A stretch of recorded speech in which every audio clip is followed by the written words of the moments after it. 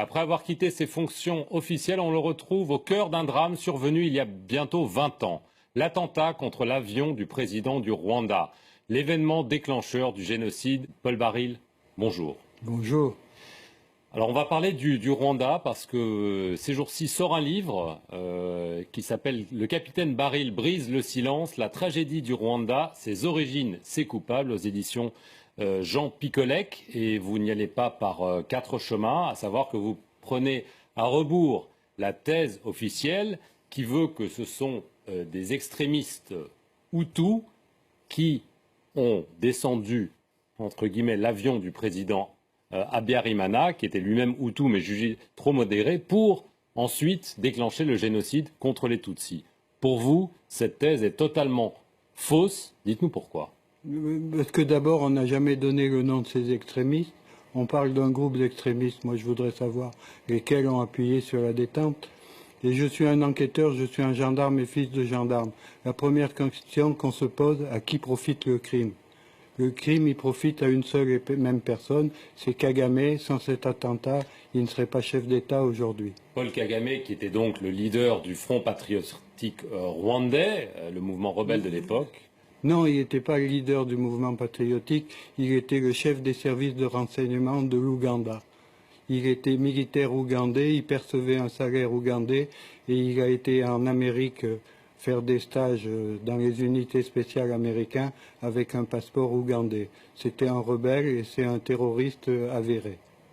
Alors, vous lancez des accusations très graves contre Paul Kagame parce que vous insinuez que c'est lui, le FPR, donc son mouvement, qui a commis cet attentat dans le but de déclencher des massacres et de prendre le pouvoir. Alors que la version la plus largement partagée, c'est que ce sont les Tutsis, et donc les gens comme Paul Kagame, qui ont été victimes de ce génocide. Comment est-ce que vous pouvez affirmer que c'est lui qui a tout manigancé comme ça? Revenons un peu d'histoire. Le 1er octobre 1990, l'Ouganda, avec 3000 rebelles Tutsis, attaque le Rwanda. L'Ouganda, je dis bien, de Museveni, qui est complice de Kagame. La France a des accords de coopération de défense avec le Rwanda depuis 1975, signés par le président Giscard d'Estaing.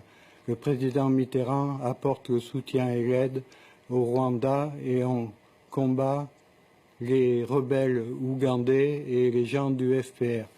Nous sommes en 1990. Il y a 4 ans de guerre jusqu'à ce que l'avion soit détruit par un attentat terroriste. Dans cet avion, il y a 2 chefs d'État en fonction, plus l'ensemble du gouvernement du Rwanda.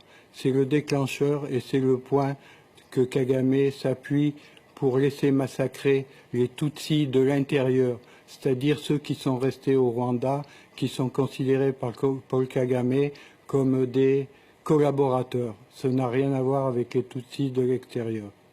Comment est-ce que vous pouvez affirmer cela? Ça paraît quand même impensable que lui-même aurait laissé massacrer son peuple, entre guillemets, pour parvenir au pouvoir. Comment est-ce que vous pouvez l'affirmer? Il l'a pas fait tout seul, il l'a fait avec l'aide des Américains et de l'ONU.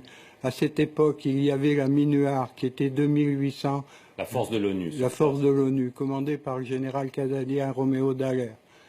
Le soir de l'attentat, les 2800 soldats de l'ONU se sont restés 280 soldats. La force de la MINUAR aurait pu protéger les Tutsis de l'intérieur. On a dégagé volontairement cette force qui aurait pu se mettre en travers des génocidaires.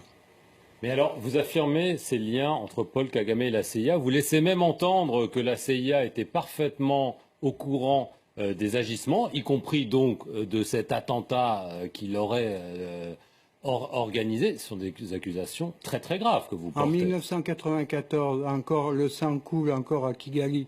Au mois de juillet, Kagame décore ses amis américains de la CIA. Je donne les noms dans le livre, je donne les dates, etc. En 1994, au mois de juillet, il les décore et il les remercie de leur aide et de leur soutien. Est-ce que ça veut dire que la CIA est impliquée dans cet attentat? Ils sont impliqués dans le plan global de chasser les francophones de la zone des Grands Lacs, pas seulement du Rwanda, mais également des autres pays voisins. Il faut savoir que la CIA avait un ami et un complice qui est le président Museveni. Il a été choisi parce qu'il faisait barrage à l'islamisme venant du Soudan, de Hassan el-Tourabi et de Omar el-Béchir. J'étais en mission pour le président Abiramana et pour la France, au même titre que les 3 pilotes, copilotes, mécanos, qui ont été abattus. On collaborait pour notre pays. Et la France était en guerre jusqu'aux accords d'Arusha, qui sont le travail de la France et du président Mitterrand. Les accords d'Arusha que Kagame avait acceptés, qu'il a refusé de suivre en faisant l'attentat de l'avion. Il avait le prétexte pour intervenir militairement. Et concernant, je faisais partie du même dispositif que le pilote, que le copilote et le mécano qui appartenait à une société civile qui s'appelait la SATIF. C'était pour le travail de la France, de notre pays. Je voudrais rappeler, parce que c'est important, le juge Bruguière, qui n'est pas quelqu'un de rigolo, qui a pendant 20 ans a mené la politique antiterroriste en France, avait établi 9 mandats d'arrêt internationaux concernant Kagame et son team. Je vous rappellerai que le juge espagnol Meirelles, sur l'assassinat d'Espagnols, l'Espagne n'a rien à voir, il n'y a pas eu de militaire au Rwanda, a établi 40 mandats d'arrêt internationaux. Quand on superpose ces 2 listes, il y a 5 noms qui ressortent, l'état-major de Kagame et Kagame lui-même. Je suis le dernier survivant de l'équipe qui accuse Paul Kagame. Et Paul Kagame, je l'ai connu, on a mangé ensemble et il me demandait une télécommande. Vous le racontez d'ailleurs. Il me demandait une télécommande à distance pour assassiner le président Abiramana. Et je voudrais vous faire remarquer une chose. Pourquoi je suis au centre de ce dossier? Parce que je suis le seul à avoir poussé la justice à ouvrir une information. C'est moi qui ai fait déposer les plaintes. Sans le capitaine Baril, aujourd'hui, il n'y aurait pas de dossier ouvert. Et je rappellerai qu'il y a eu l'équipage d'assassiner le pilote, le copilote et le mécano, mais le lendemain, il y a eu 2 gendarmes qui étaient des coopérants et l'épouse d'un gendarme qui a été assassiné. L'instruction n'a pas déterminé quels sont les assassins, il n'y a pas eu de procès, et moi, ce que je demande, c'est que les parties civiles et les familles aient enfin la vérité et que les coupables soient arrêtés et châtiés. Très bien, écoutez Paul Baril, merci beaucoup de nous avoir livré vos vérités. Vous pourrez les lire dans cet ouvrage apparaître très bientôt. Merci à vous d'avoir regardé cet entretien sur notre antenne. Restez-y pour plus d'informations.